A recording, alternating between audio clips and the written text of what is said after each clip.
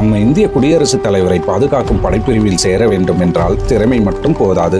நம்ப முடியவில்லையா? உயரம் இருந்தாலும் உடற்தகுதி இருந்தாலும் இந்திய இராணுவத்தின் கடினமான தேர்வுகளை தாண்டினாலும் இந்த பிரிவில் பல இந்தியர்களால் ஒருபோதும் சேர முடியாது. ஏன் தெரியுமா? நீங்கள் எந்த சமூகத்தில் பிறந்தீர்கள் என்பதாலே. இது ஒரு வதந்தி இல்லை, இந்திய இராணுவத்தின் உண்மையான வரலாறு. இன்று நாம் பார்க்க போவது இந்திய இராணுவத்தின் மிக ரகசியமானதும் மிக பெருமை வாய்ந்ததுமான பிரிவு. அதுதான் பிரசிடென்ட்ஸ் பாடிகார்டு, அதாவது பிபிஜி எனப்படும் ஒரு பழமையான பிரிவு. பிரசிடென்ட்ஸ் பாடிகார்டு அல்லது பிபிஜி இந்திய இராணுவத்தில் இன்னும் செயல்பட்டு வரும் மிகவும் பழமையான படைப்பிரிவு. இது 1773ஆம் ஆண்டு வாரன் ஹாஸ்டிங்ஸ் மூலம் உருவாக்கப்பட்டது. இது மிகவும் சிறிய ஆனால் உயர்தர குதிரைப்படை பிரிவு. சுமார் 150 முதல் 180 வீரர்கள் மட்டுமே இதில் இருப்பார்கள்.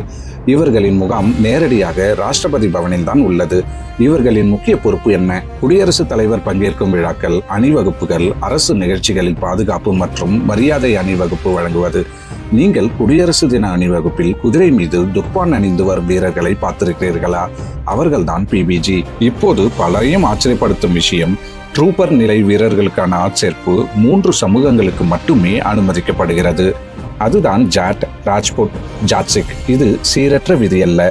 ஒவ்வொரு சமூகத்திலிருந்தும் சுமார் 1/3 பங்கு வீரர்கள் தேர்வு செய்யப்படுகிறார்கள். பெரும்பாலும் பஞ்சாப், ஹரியானா, ராஜஸ்தான் மாநிலங்களில் இருந்து ஆட்சேர்ப்பு நடைபெறுகிறது.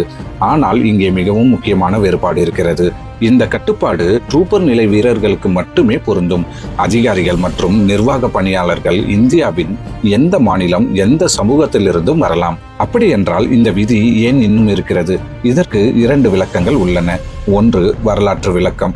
பிரிட்டிஷ் ஆட்சி காலத்தில் இந்திய இராணுவம் சமூகம் மற்றும் பிராந்திய அடிப்படையில் ஆட்சேர்ப்பு செய்தது. இதை மார்ஷியல் ரேஸ் தியரி என்று அழைத்தனர்.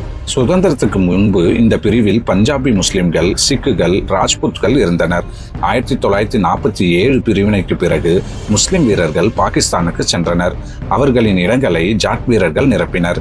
அதன் பிறகு இன்றைய 3 சமூக அமைப்பு உருவானது. 2, அதிகாரப்பூர்வ விளக்கம். இந்த கொள்கை நீதிமன்றத்தில் சவால் செய்யப்பட்ட போது இந்திய இராணுவம் கூறிய காரணம் வேறு.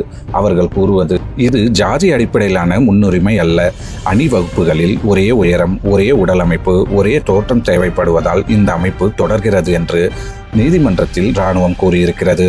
இந்த விளக்கம் பல விமர்சனங்களை எழுப்பியது. ஒரே மாதிரியான உயரம் வேண்டுமென்றால் இந்தியா முழுவதும் இருந்து உயரமான வீரர்களை தேர்வு செய்ய முடியாதா என்ற கேள்வியும் எழுந்தது. இன்னும் ஆச்சரியமான விஷயம், பிபிஜி மட்டுமல்ல, இந்திய இராணுவத்தின் சில பழமையான குதிரைப்படை மற்றும் கவசப்படை பிரிவுகளிலும் இதே போன்ற ஃபிக்ஸட் கிளாஸ் ஸ்குவாட்ரன் அமைப்பு உள்ளது.